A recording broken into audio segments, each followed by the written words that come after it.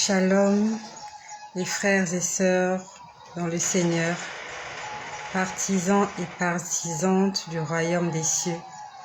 Je rends grâce au Seigneur pour ce 8 février 2021, parce qu'il nous fait grâce d'être en vie. Il nous fait grâce d'être en bonne santé et d'avoir le mouvement et l'être. Que la gloire et l'honneur lui reviennent. Il y a beaucoup de personnes qui se sont réveillées ce matin, mais qui malheureusement demain ne seront plus là. Et j'aimerais nous inviter, comme le Seigneur nous l'a exhorté, qu'il nous apprenne à bien compter nos jours, à rechercher de tout cœur la sagesse, à rechercher de tout cœur l'intelligence, à rechercher de tout cœur l'obéissance au Seigneur.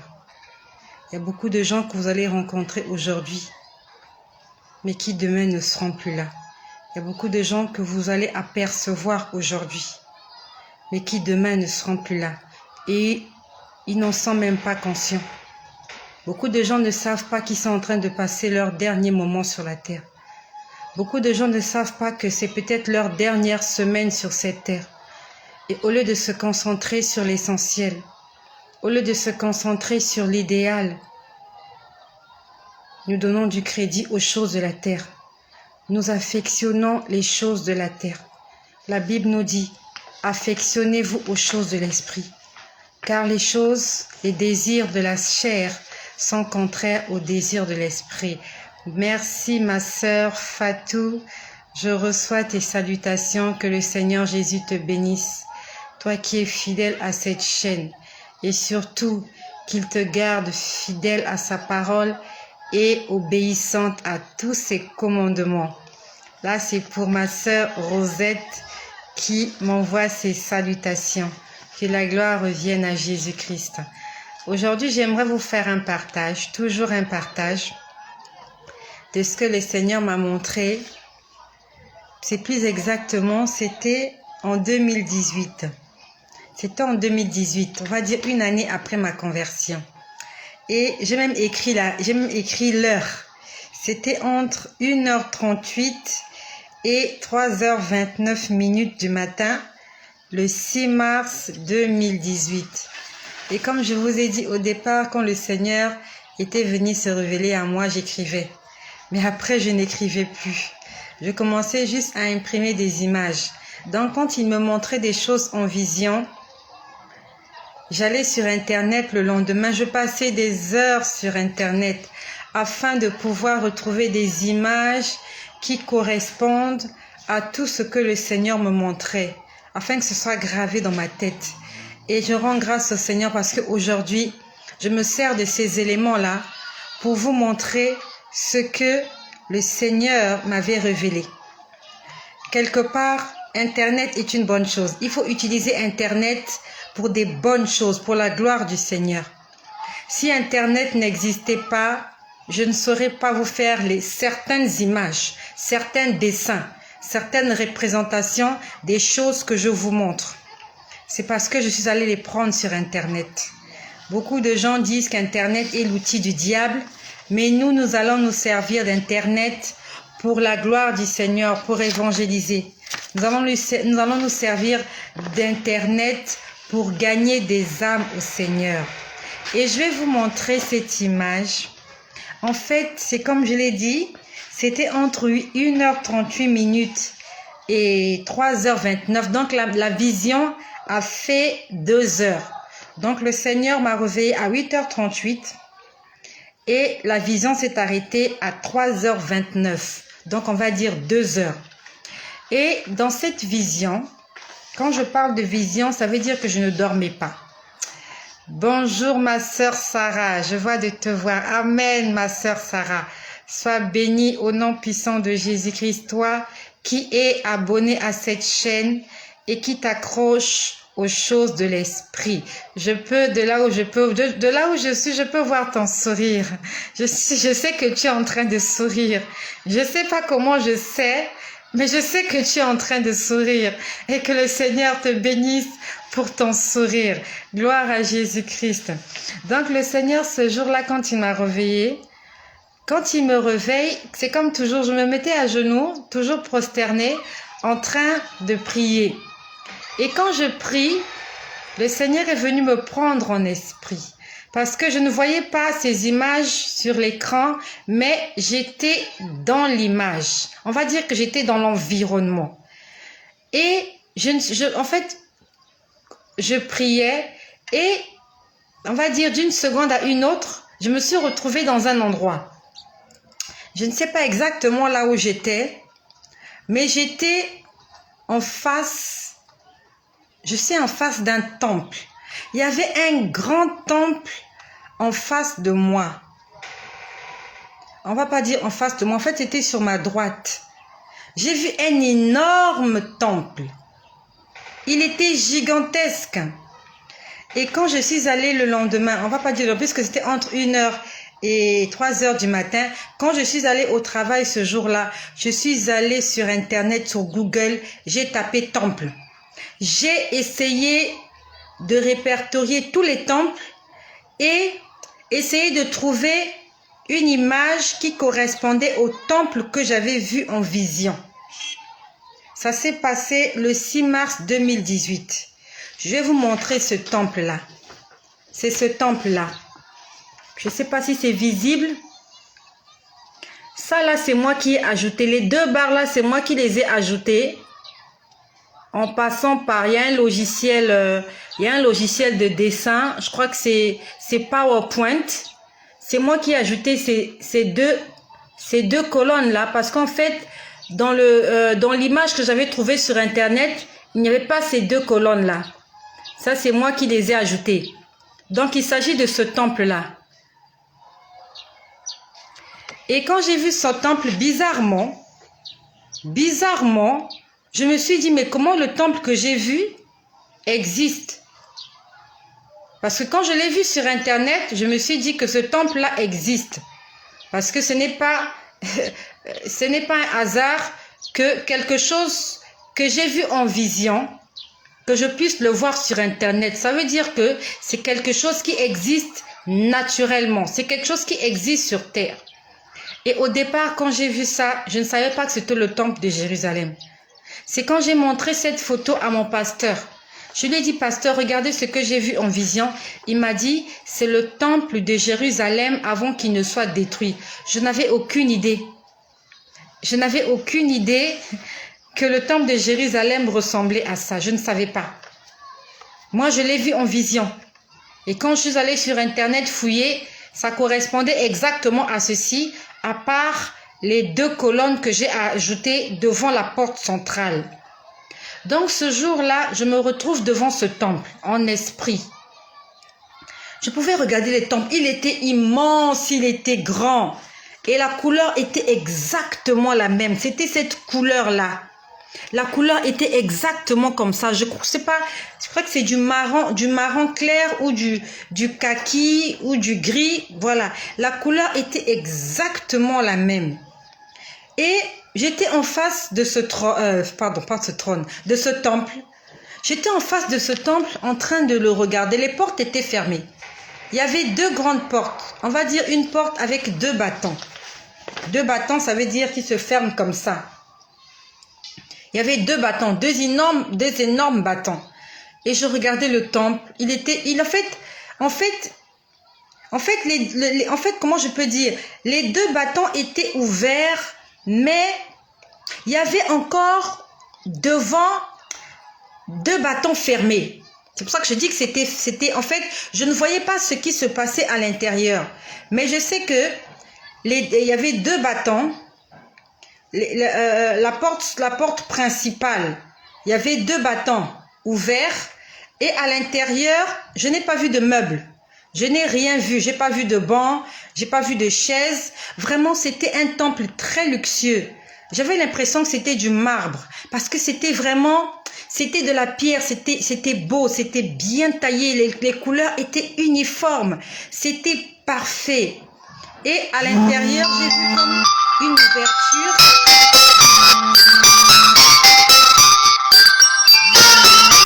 j'ai vu comme une ouverture. J'ai vu comme une ouverture, mais fermée. Donc, mais j'entendais du bruit. Je sais qu'il y avait des gens dans le temple.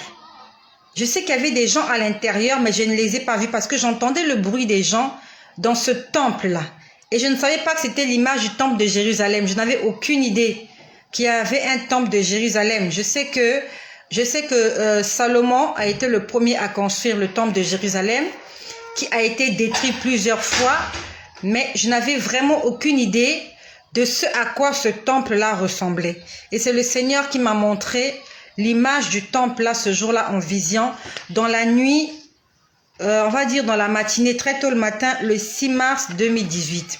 Donc je suis en face du temple, le temple est sur ma droite, j'entends le bruit des gens étaient à l'intérieur, je ne sais pas qu'est-ce qui se passait, mais je ne sais pas s'il y avait une célébration, mais j'entendais des gens à l'intérieur. Et devant le temple, je pouvais voir que devant le temple, il y avait comme une colline. C'était comme une colline. Vraiment. Le temple était à ma droite et en face de moi, j'avais l'impression que c'était une colline. Le temps était orangé. Quand je dis que le temps était orangé, en fait, le ciel n'était pas comme le ciel ensoleillé. C'était, je peux appeler ça un ciel de l'Apocalypse. Quand je dis le ciel de l'Apocalypse, je veux dire que quand vous voyez le temps, vous savez que c'est la fin du monde. Je ne sais pas comment je peux expliquer, mais c'est un temps orangé, un temps rouge orangé. Ça ressemble au coucher du soleil, mais c'est plus rouge orangé que le coucher du soleil. C'est ce temps-là qu'il faisait. C'est ce temps-là. Les nuages n'étaient pas bleus. Il n'y avait pas le soleil. Mais le temps était juste orangé. C'est le temps, moi j'appelle ça le temps de l'Apocalypse. C'est comme ça, vous voyez dans les films, souvent, je ne sais pas s'il y a un film sur l'Apocalypse, mais il y a un temps, quand vous voyez ce temps-là, vous savez que c'est le temps de la désolation. Vous savez que c'est un temps de tristesse. C'est un temps de tristesse où vous êtes conscient qu'il va se passer quelque chose. C'est ce temps-là. C'est pas comme le temps de l'été où il fait chaud, il fait beau, il y a les nuages, le ciel est bleu. C'est pas ce temps-là. Et je vois en face de moi, il y avait une colline. Quand je dis une colline, on va dire qu'elle descendait comme ça. Et il y avait une armée. Quand je dis une armée, c'était des chevaliers. Je vais vous montrer l'image de comment ils étaient habillés. Ils étaient des milliers. Ils étaient des milliers, tous habillés de la même façon.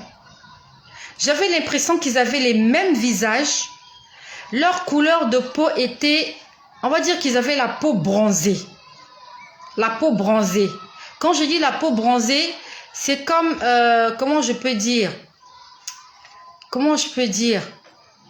un Européen, quelqu'un qui a la peau blanche, s'il est resté longtemps au soleil. Donc la peau devient bronzée. On va dire qu'elle est bronzée dorée. Je vais vous montrer l'image de comment leur peau était bronzée parce que j'ai trouvé toutes ces images sur Internet. C'est pas pour que nous puissions idolâtrer ces images-là, mais c'est pour que toi qui m'écoutes, que tu te fasses une idée de ce que moi j'ai vu. Vraiment, c'est pour t'aider à comprendre ce que moi j'ai vu parce qu'avec les mots, c'est difficile pour moi d'expliquer certaines choses, mais les images parlent plus que les mots. Donc, je vois une multitude. Je vois des milliers de cavaliers. Ils étaient tous sur des chevaux blancs. Tous les chevaux étaient blancs. Et c'est la deuxième fois que je voyais les chevaux blancs. La première fois que j'avais vu les chevaux blancs, c'est quand le Seigneur est venu me parler cette nuit-là, pour ceux qui m'ont suivi. Quand il m'a demandé de jeter mes tissages, quand il m'a dit « Regarde », et que j'ai vu dans le plafond, il y avait une armée, on va dire des cavaliers, mais ceux-là, ils avaient des scaphandres de combat de couleur argentée, gris argenté. C'était la première fois que je voyais les chevaux. Et la deuxième fois que j'ai vu les chevaux, c'était ce jour-là. le 6 mars 2018, j'ai vu encore les chevaux blancs. Il y avait beaucoup de chevaux blancs. Et sur chaque cheval blanc, il y avait un cavalier. Et les cavaliers étaient habillés de la même façon. Ils avaient la même couleur de peau. La peau était dorée. Et ils avaient de longs cheveux. Ils étaient exactement comme ça. La couleur de leur peau était comme ça. Et ils étaient justement habillés comme ça aussi. Avec cette espèce de... Je sais pas comment on appelle ça. Voilà la cuirasse. C'est une cuirasse. Voilà. Donc ils avaient de longs cheveux comme ça. Ils étaient très beaux. Et ils étaient habillés comme ça. Comme les soldats, on va dire comme les soldats romains dans l'ancien temps. Vraiment, c'était la couleur de leur peau. Et le temps, quand je dis le temps était orangé, on va dire que le temps était comme ça. Voilà, quand je dis orangé, le temps est comme ça. Quand je dis le temps, le ciel a cette couleur-là. Et les cavaliers, tous étaient habillés comme ça. Tous étaient habillés comme ça. Ils n'étaient pas habillés comme nos militaires qui portent les tenues militaires là. Non, ils étaient tous habillés comme ça. Leur tenue avait l'impression... En fait, j'avais l'impression que leur tenue était en or. J'avais l'impression aussi que leur visage, la couleur de leur peau, c'est comme si elle était dorée. C'est pour ça que j'appelais bronzé. Quand je dis bronzé, ça ressemblait à ça. Ils étaient bronzés comme ça. Voilà. C'est ce que j'appelle bronzé, moi. Ils étaient bronzés comme ça. On va dire, ils étaient bronzés dorés. Tous assis sur des chevaux. Tous sans exception. Tout le monde était sur un cheval. Mais je les voyais à perte de vue. Ils étaient nombreux. Une multitude de cavaliers sur des chevaux blancs. Ils s'étendaient à perte de vue. C'est là où j'ai compris en fait qu'il allait avoir un combat devant ce temple. Ils étaient juste devant le temple. Donc le temple était à ma droite. Et cette armée-là, j'avais l'impression que le temple était bâti sur une colline. Parce que je voyais en fait, le relief avait la forme d'une colline ou d'une montagne. Parce que je pouvais voir qu'il y avait comme une petite descente. Une petite descente de mon côté gauche. Et l'armée était en face de moi. Et juste devant moi, j'avais l'impression qu'il y avait leur chef. Pourquoi j'ai dit leur chef? Parce que il avait l'air plus glorieux que les autres soldats. Vraiment, quand vous le voyez, je savais que c'était lui le chef. Il était juste en face de moi. Il était juste là. C'est comme s'ils attendaient un signal. Ils étaient tous prêts. Il allait avoir une guerre. Il allait avoir une guerre devant ce temple-là. Et comme je vous ai dit, c'est mon pasteur qui m'a dit que c'est le temple de Jérusalem. Au départ, je ne savais pas. Il va avoir une guerre devant le temple de Jérusalem. Et les gens qui vont combattre, il y a ces gens-là que je vous ai montrés qui étaient dorés. Il y a aussi des gens, comme je vous ai montré la dernière fois, l'image des gens habillés en scaphandre de combat. Quand je vous ai dit, la dernière fois quand j'ai vu cette image, c'était la semaine dernière, quand j'ai vu l'image, le Seigneur m'a dit Armageddon. Donc, dans ce combat-là, il va y avoir plusieurs personnes. Donc, il y a ces combattants que je vous ai montrés là, ce ne sont pas des hommes. Parce que je les voyais, ils avaient des ailes. C'était des anges. Ils avaient des ailes. Mais ils avaient l'apparence humaine. Donc, ils avaient des pieds, des mains, ils avaient des yeux, ils avaient des cheveux. Et ils avaient des ailes. Et ils étaient assis sur des chevaux blancs. Et il y avait la colline. Ils étaient assis sur une colline. Et le temps était orangé. Et le temple était juste là, sur ma droite. La porte du temple était ouverte. Et juste, on va dire, juste à côté de moi. Juste à côté de moi, il y avait un énorme cheval. Il y avait un énorme cheval. Quand je dis énorme, énorme, il était énorme. Il était vraiment énorme. Quand je dis énorme, il pouvait avoir la maison, il pouvait avoir la carrure d'une maison à étage, ce cheval-là. Il était tout blanc. Il était blanc parfait. Quand je dis blanc, c'est blanc. Blanc comme la neige. Blanc comme les nuages. Et il était juste à côté de moi, ce cheval blanc. De toute ma vie, je sais que le cheval est grand. Même quand je me lève, je fais 1,68 m. Un cheval adulte est plus grand de taille que moi.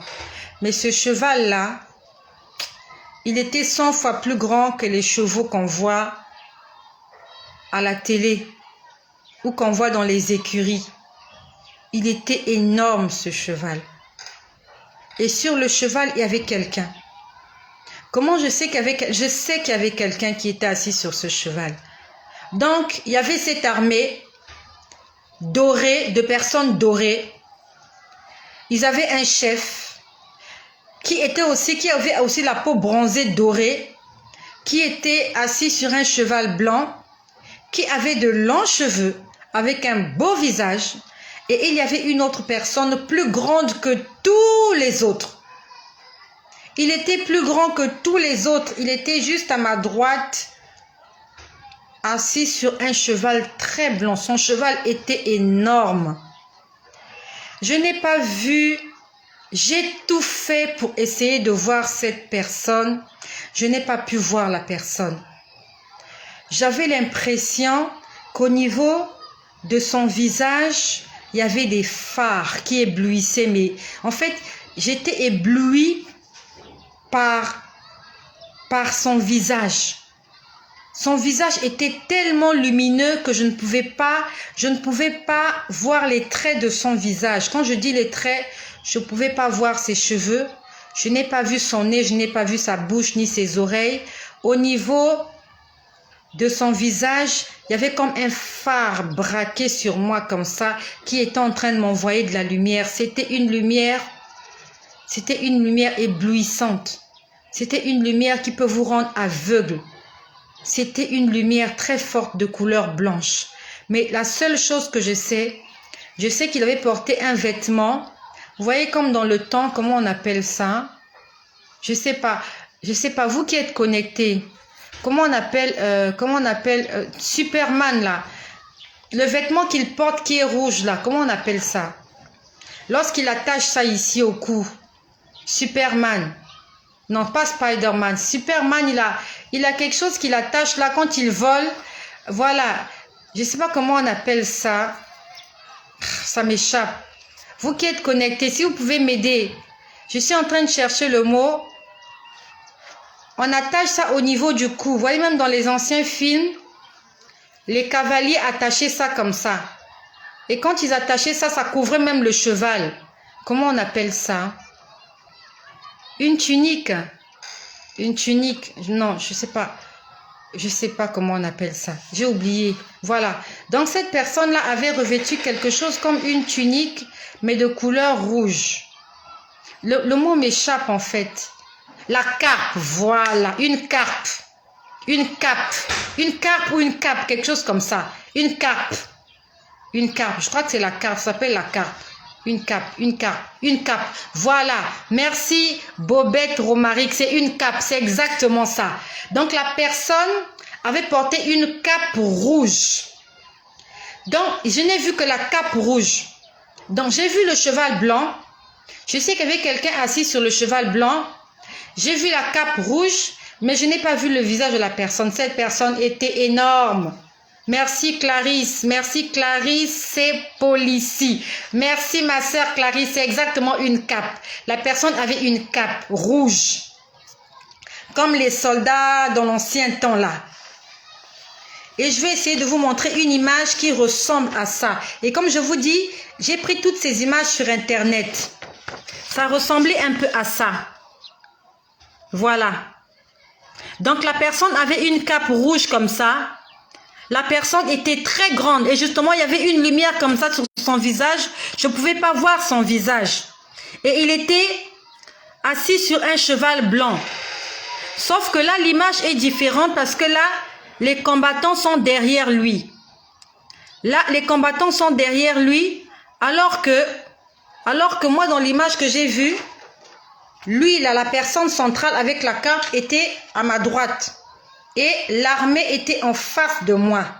Donc, c'est comme si, on va dire que l'armée était à sa droite. Voilà. Donc, ils étaient tous devant le temple. Ce temple-là. Ils étaient tous devant ce temple-là. Il y avait l'armée devant le temple, mais du côté droit, donc la personne là était devant le temple et toute cette armée était de son côté droit ici. Ils étaient tous sur sa droite, pardon. Là, et là, ils sont derrière, mais là, en fait, j'ai juste pris l'image parce que ça ressemble un peu à ce que j'ai vu. Donc, vous voyez, le temps de l'Apocalypse, c'était justement ce temps-là. Vous voyez, c'est un temps maussade, c'est un temps triste, c'est un temps de guerre. C'était comme ça, ce temps-là que vous voyez. Donc, j'ai vu qu'il y avait un combat qui se préparait. Et le Seigneur lui-même, il était là. Cette armée était prête, ils avaient des épées. Ils étaient vraiment prêts au combat. C'est comme s'ils attendaient juste un signal. Ils attendaient juste un signal pour aller au combat. Et ça se passait ils étaient sur une colline ou une montagne. Parce que je pouvais voir que c'est comme si, quand la bataille va commencer, c'est comme si ils vont descendre la pente de la montagne. Et lui-même, le roi des rois, avec sa cape rouge, assis sur son cheval blanc, devant ce temple, celui qu'on appelle le temple de Jérusalem. Il était là présent. Jésus-Christ était là même présent. Pas en esprit, il était là en chair et en os. Le Seigneur nous parle. Et ces choses vont se passer dans pas longtemps. Je ne sais pas si toi qui m'écoutes, si tu seras témoin de ces choses ou pas. Mais j'aimerais que tu fixes tes regards vers le ciel. Parce que le Dieu que nous prions, c'est un Dieu d'amour. C'est celui-là qui nous révèle les choses cachées et qui nous avertit. Il est en train de nous avertir. De toute ma vie, je n'avais jamais imaginé que je pouvais voir ce genre de choses. Je n'imaginais pas que ces choses-là existaient. Moi, je ne vis pas en Israël. J'ai jamais été en Israël. J'ai jamais vu le temple de Jérusalem. Mais le Seigneur est venu me le montrer chez moi. Ce jour-là, le 6 mars 2018, entre 1h38 et 3h29. C'est pour me dire que, comme il me l'a promis, si je reste accrochée à ses commandements, si je reste attachée à lui, si je lui reste obéissante, il m'a dit, regarde ce que je t'ai montré en vision, tu seras témoin de ces choses-là de tes propres yeux. Il me l'a montré, ce sont des promesses qu'il m'a faites. Je ne sais pas quand est-ce que ces choses vont se passer. Mais je sais une chose, que si je reste obéissante à Jésus-Christ, si je ne me laisse pas emballoter par tout vent de doctrine, si je ne me laisse pas entraîner par les convoitises de la chair et de ce monde, mais si je garde mes yeux fixés vers les montagnes d'où me viendra le secours, alors toutes ces choses qu'il m'a montrées, je vais réellement les voir. Je serai témoin de l'enlèvement de Jésus-Christ. Je ne serai pas là quand il y aura la tribulation. Non, je refuse d'être là. Je refuse d'être témoin de la tribulation. Je refuse cette chose-là. Et comme moi, j'aimerais que tu dises, je refuse d'être là quand il y aura la tribulation. Je refuse. Ça sera des moments terribles. Ça sera des moments incroyables.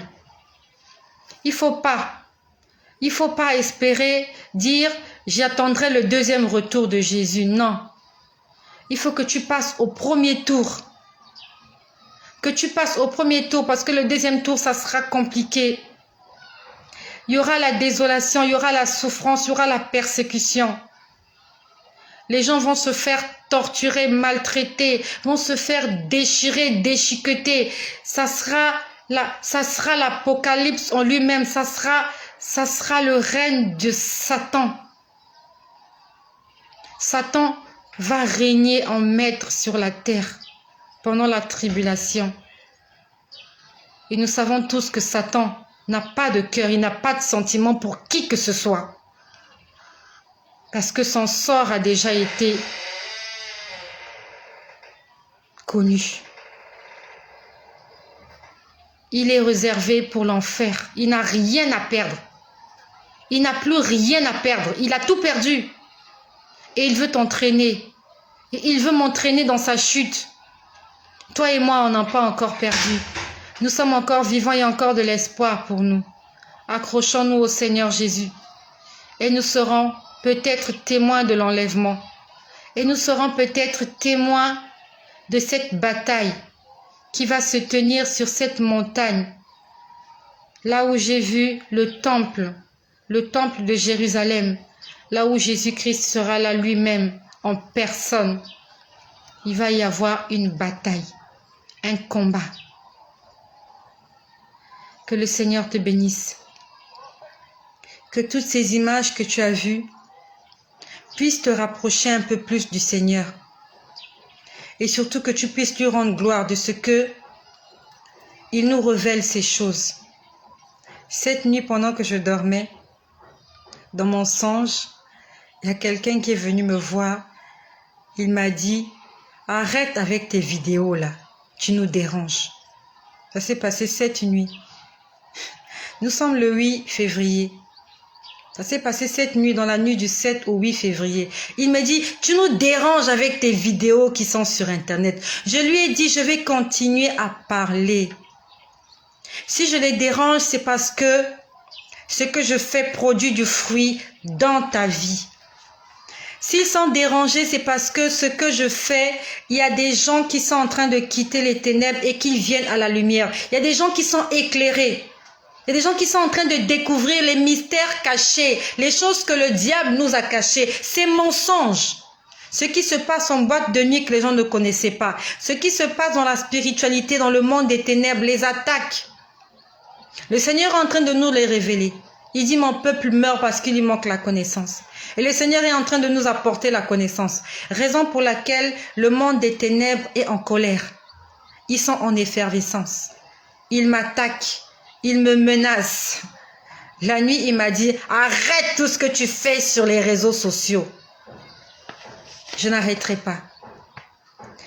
Tant qu'il y a... Je ne sais pas comment on chante la chanson là. Tant qu'il y a la vie dans mon cœur, je ne sais pas. Comment on chante cette chanson là?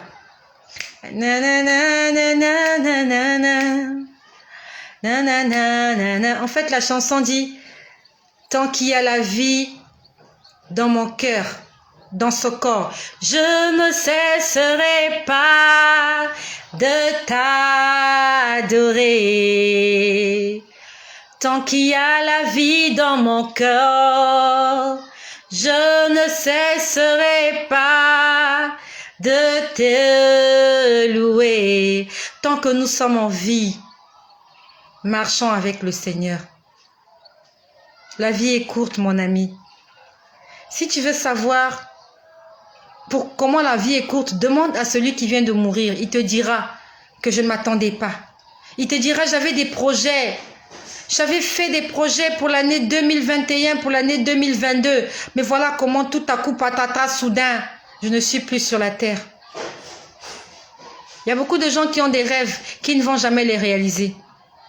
Ils ont rêvé se marier, fonder des familles, travailler, avoir des enfants, voyager. Ils ne vont pas les réaliser. Parce que la vie est courte. Tout le monde ne réalise pas ses rêves. Tout le monde ne verra pas ses rêves s'accomplir. La vie est trop courte, mon ami. Ne gaspillons pas l'énergie que Dieu nous donne pour les choses de la terre. Les voitures vont rester. Même le mariage va rester. Je n'ai pas dit que le mariage est mauvais, non. Toi, madame qui est mariée, quand tu vas mourir, ton mari va rester. Il va continuer à vivre sa vie. Il va se remarier. Il va mettre une femme à la maison. Cette maison que tu as construite, que tu as bâtie, avec ton énergie, avec ton souffle, avec ton cœur, avec ton amour. Une autre femme viendra vivre là. Elle va dormir dans ton lit. Elle va préparer dans ta cuisine. Elle va utiliser tes meubles. Elle va peut-être conduire ta voiture. Elle va élever tes enfants. Et toi, où est-ce que tu vas te retrouver? Où est-ce que tu vas te retrouver? Je vois ma soeur Bobette qui est en train de parler. Ma soeur, prie pour moi, demande à Jésus de me délivrer. Je suis tourmentée depuis des années. Ma soeur, il y a moyen que tu m'écrives inbox. Quand je dis inbox, dans le site même. Nous allons correspondre par site. Parce que nous sommes là pour nous édifier. Nous sommes là pour se tenir par la main et avancer ensemble. Le Seigneur dit que les plus forts, comment je peux dire, soutiennent les faibles. On est là ensemble pour notre salut. Et c'est gratuit. Le don que le Seigneur m'a donné, ce don de vision, ce don de prophétie, c'est gratuit. Et je le mets au service des enfants de Dieu. Je le mets au service de l'Église. C'est pas pour me faire de l'argent. Une fois, je sais pas qui m'a écrit, je sais pas si c'est un marabout qui me dit que, je sais pas, il me raconte n'importe quoi. Le don que Dieu m'a donné, il me l'a donné gratuitement. Et comme je vous ai dit, ceux qui me suivent, c'est même quelqu'un qui avait prié pour moi, afin que le Seigneur puisse me donner ce don de prophétie. Je n'ai jamais prié pour avoir ce don. Et je mets ce don-là au service des hommes et des femmes du Seigneur. Si tu as un problème, nous allons prier ensemble afin que le Seigneur nous guide. Parce que le diable est un menteur. N'allons pas chez les charlatans, chez les magiciens, chez les marabouts, qui non seulement te demandent de l'argent, il va te ruiner, mais il va te mentir. Il va te tromper. Il va te dire des choses qui lui sont chuchotées par des démons. Cette chaîne est une chaîne de l'évangélisation pour Jésus-Christ de Nazareth, qui a donné sa vie à la croix afin que nous soyons sauvés. Et si tu as des soucis, tu as des problèmes, des inquiétudes, je vais sacrifier de mon temps. Parce que c'est la raison pour laquelle Dieu m'a donné ce don-là. Je vais prier pour toi afin que le Seigneur te guide là où tu dois aller, ou à gauche ou à droite. Toi qui dis que tu es tourmenté, je ne sais pas par quoi tu es tourmenté. Écris-moi une box. Écris-moi. Il y a moyen de m'écrire dans le site même pour que moi seul je puisse lire cela. Dis-moi ce que tu vis. Je vais demander au Seigneur, pourquoi est-ce que tu vis ces choses-là? Quelle est la souche? Quelles sont les origines? Est-ce que tu as péché ou bien c'est pour la gloire du Seigneur? Et demander au Seigneur comment il faut faire pour que tu sois délivré. Je ne sais pas dans quelle ville tu te trouves, mais nous sommes là pour être délivrés des puissances des ténèbres. Nous sommes là pour quitter les ténèbres et pour entrer dans la lumière du Seigneur Jésus-Christ. Et ces choses sont gratuites. La seule chose qui est payante, c'est la connexion Internet. Et le Seigneur pourvoit à mes besoins. Il me donne de l'argent afin que je puisse charger du crédit, que j'ai Internet, afin de vous faire part de ces choses-là qu'il m'a montées gratuitement. Et je sais que pour sa gloire, il va continuer à pourvoir. Soyez bénis chez vous et que le nom de Jésus-Christ soit